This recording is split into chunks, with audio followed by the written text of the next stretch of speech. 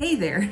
Well, as you know, Florida is really a hot spot for people to retire to. In fact, some people will buy that second home, that retirement property, even before they retire. So it's in place, and then maybe they even rent it out a little bit before they get here and make their stay a little bit more permanent. Now, one type of property people consider as they think about doing this is something in a 55 plus community. And I've been getting a lot of questions about this lately, so I thought I'd make a quick video about this. So in this video, I'm going to talk about 55 plus communities, those little things maybe you never thought of. I want to point those out to you when you think about maybe buying in this type of community. And then of course, give you some of the pros and cons. Hi, I'm Jill Thomas, and each week I bring new videos about moving to the Sarasota area, what it's like here to live on the west coast of Florida, and then of course, all things real estate. So if this type of thing has been on your radar, then this is the channel for you. Be sure to tap that subscribe button, hit the notification bell, and keep on watching. And then when you're ready to sort of take it up to the next level, maybe you want a little bit more details, maybe you need to have questions that need to be answered because everybody's situation is different, then please give me a call, text, or email me. I'm happy to be a sounding board and allow you to ask me a bunch of questions so you can figure out if and when it's the right time for you.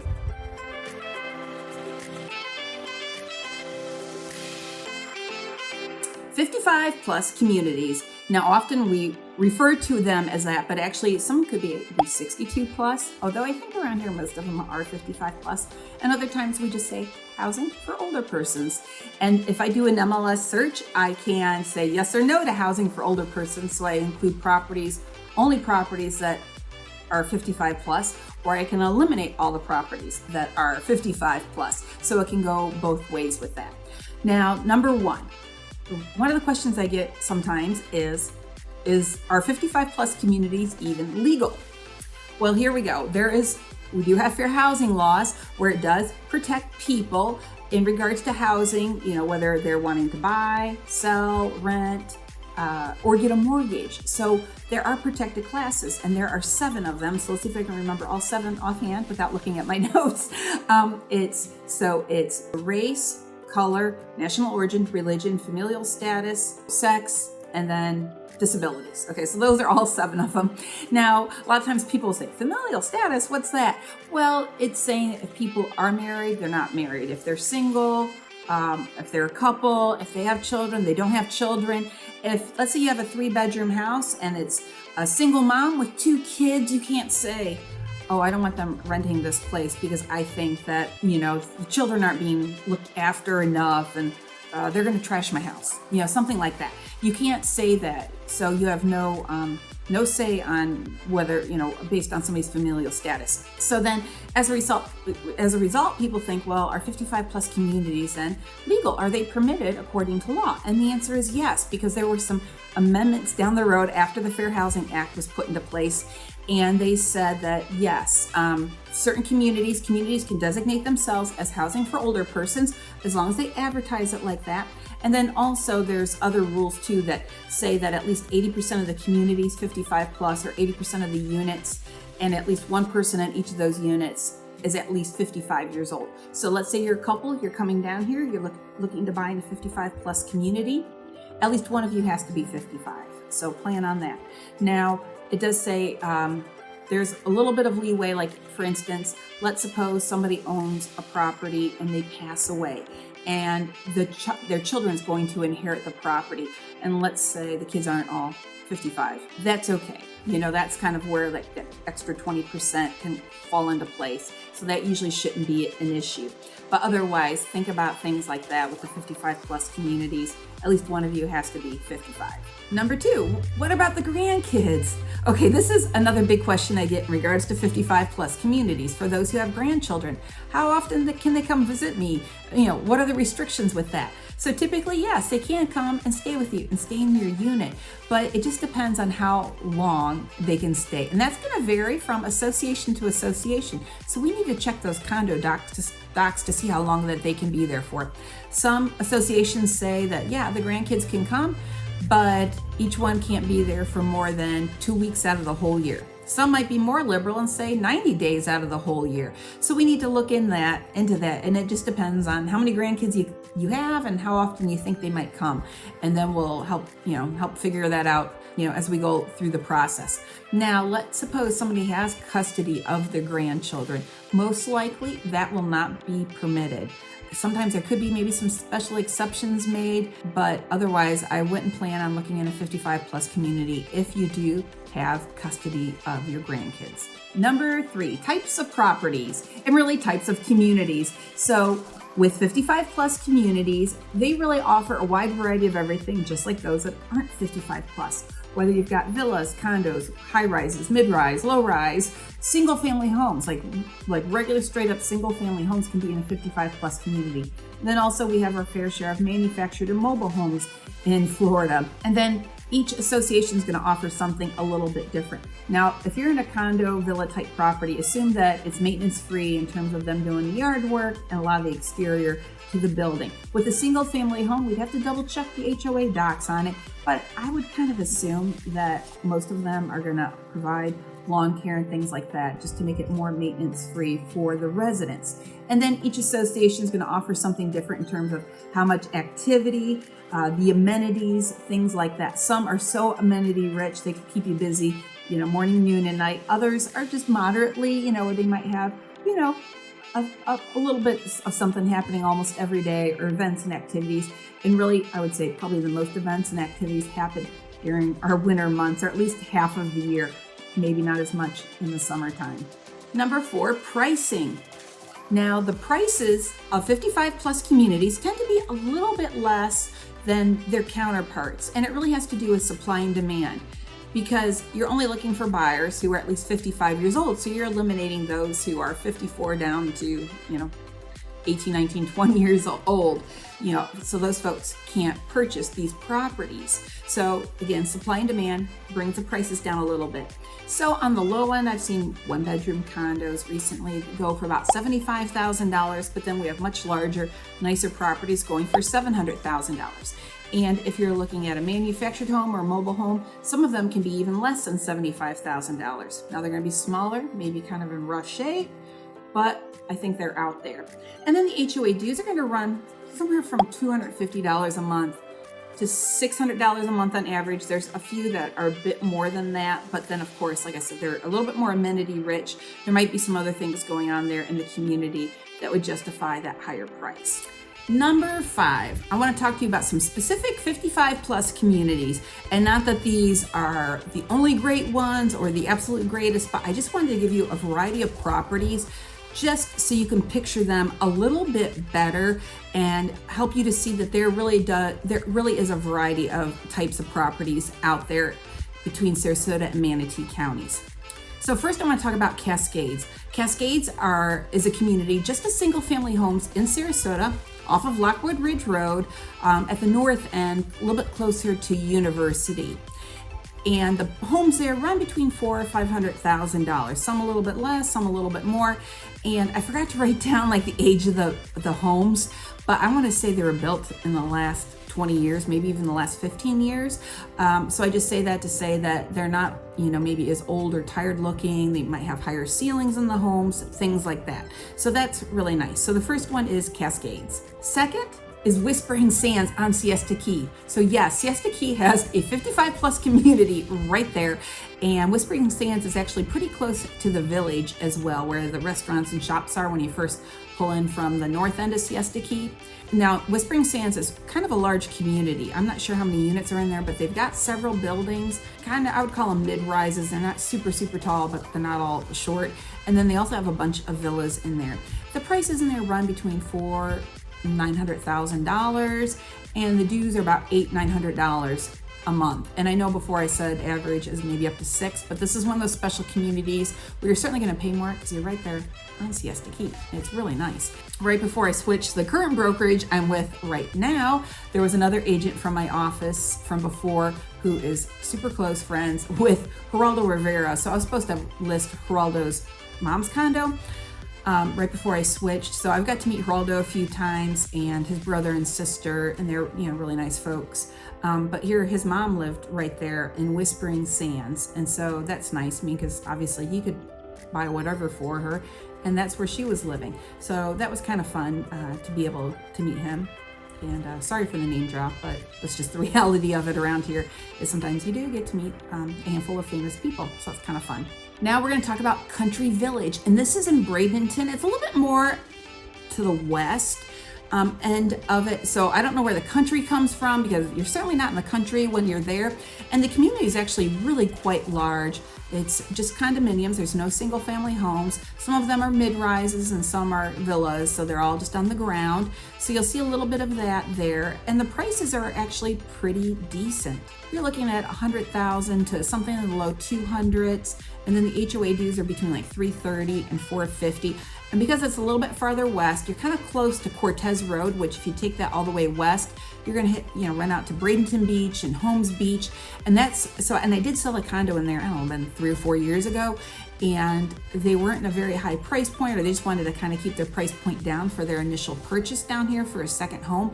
But the wife wanted to be as close to the beach as possible. So this was perfect. If you're looking for, decent beach access on a budget, Country Village is a really good fit. So like I said, it's still a little bit of a drive, but it's not crazy far away from the water. Next, let's talk about newer construction. So in the Sarasota area, we do have a couple of Del Webb communities, which is owned by Polter DeVasta. And so they're the same builder. And there's one in Lakewood Ranch, and there's one that's now starting to open up in Parrish. So that's really nice. And then Crestwind by Coulter with a K is also in Lakewood Ranch. And so I was in there just recently also.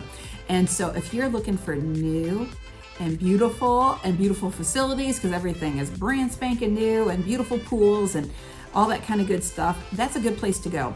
Now, I would say at the low end for maybe one of their villas, you're looking at $350, but it might have to be a little bit more than that now, because prices for new construction are definitely going up. And then you can spend as much as, let's say, $900,000. It also depends on how much upgrading you do to the property when you go to the design center, and how wonderful you want to make your property to be. You can spend a lot of money when you do new construction if you want. So gotta watch that. And then the monthly dues there are going to be between $250 and $400 a month. It depends on how big your property is. Lake Tippecanoe. So let's go back to Sarasota. Lake Tippecanoe is off of McIntosh Road in Wilkinson, which is just south of Bee Ridge Road if you're looking at a map.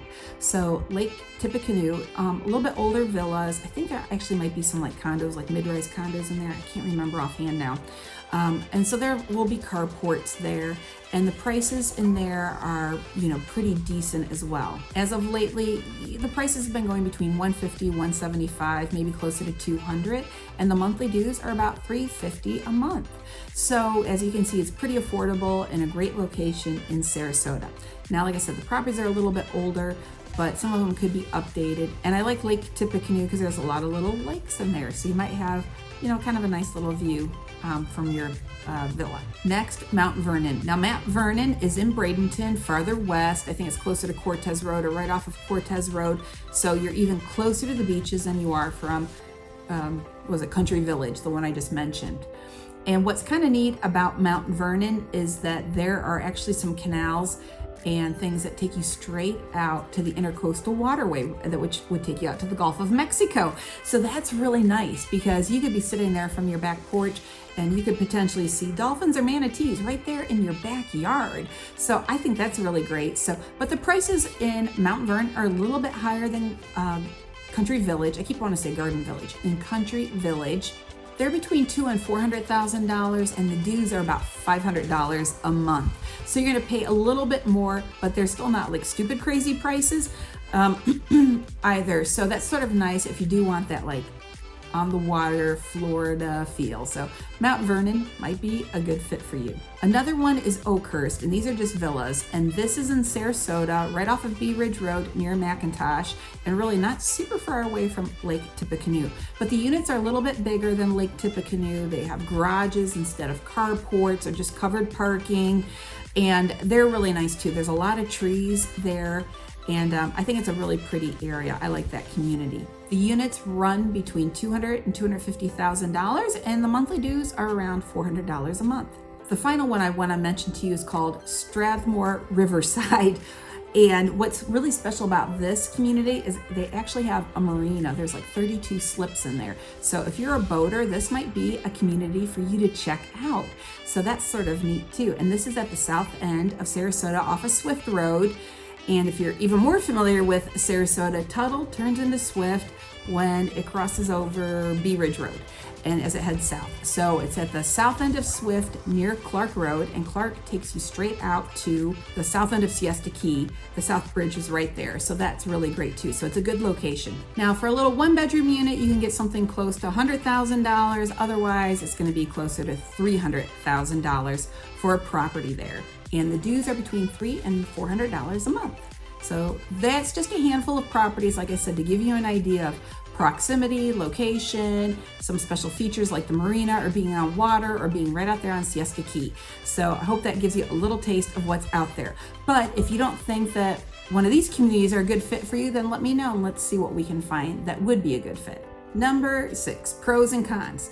Now, I want to treat the pros and cons section with kid gloves, no pun intended, because I have to be careful with fair housing. But there are some benefits to being in a 55 plus community, and it really just depends on what you're looking for and what your goals are. So pros would be, like I said before, the prices tend to be lower. Usually a lot of things are taken care of for you. Usually there's a lot more activities, there's amenities and things like that, just more things that are scheduled, fun stuff for you. So if you want to, maybe even do some day trips with people, a lot of those things happen through 55 plus communities. And then also the 55 plus communities tend to be a little bit more quiet. It's not that you'll never see children in there, but just not as many. Now the cons. First of all, with few exceptions, such as like we talked about Del Webb, Cascades, Crestwind, a lot of times these properties are going to be older. There's not a lot of new communities being built on a regular basis that are newer. And when I say newer, I'm talking like from 1990 on, not just, in the last 5 years or so. So keep that in mind. So that's the other thing too, with the prices being lower, the unit might need some updating. So you got to factor that in as well. Then also number 2, sometimes, not always, but sometimes the monthly dues could be a little bit higher than something that's very similar to it, only because maybe they do offer more amenities or they have more activities, or sometimes they even hire an activities director to help plan things. So as a result, your dues could be a little bit higher. And then number 3, it's just a personal preference. Some people are on the fence about whether or not to be in a 55 plus community. They do like the idea of the area being quieter, but at the same time, they do like being around younger people. So that's really something that you've got to figure out for yourself. What's the best fit? So here we are, 55 plus communities. What do you think? Is it potentially a good fit for you? Only you can decide. Here we go, YouTube comment of the week. This is from Andrew A, and he made a comment on the video I recently did about hurricanes in Florida. And this was episode 65. And Andrew said, I've lived through 2 hurricanes, good times. No major damage, we had a party. Well, as I've said, even in this other video, that yes, Sarasota has been so blessed, we've been so grateful that really we haven't had direct hits from hurricanes. And I think this one's very timely because we're still at the beginning of our hurricane season here. And we just had Hurricane Elsa fly past us the other night. And actually, in the end, it was quite anticlimactic. You just never know how a hurricane's going to turn at the last minute. So you always want to be, a little bit prepared. But I will say locally, most people were pretty chill about it.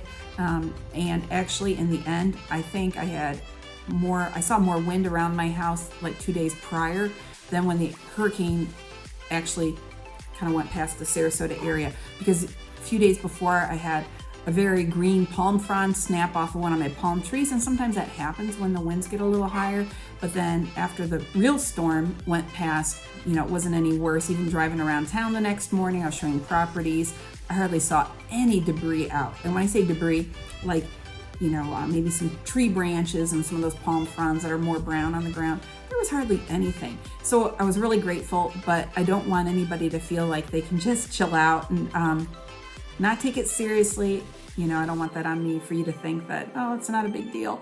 But yeah, I've lived through quite a few hurricanes now. So far, so good. But you still need to be prepared. So if you haven't watched episode 65 about hurricanes, I suggest you check it out. And thanks for the comment, Andrew. Well, that's a wrap. I appreciate you watching here all the way to the end. If there's anything I can do for you, don't be shy. Give me a call. I'm here to help. Have a great day. Bye.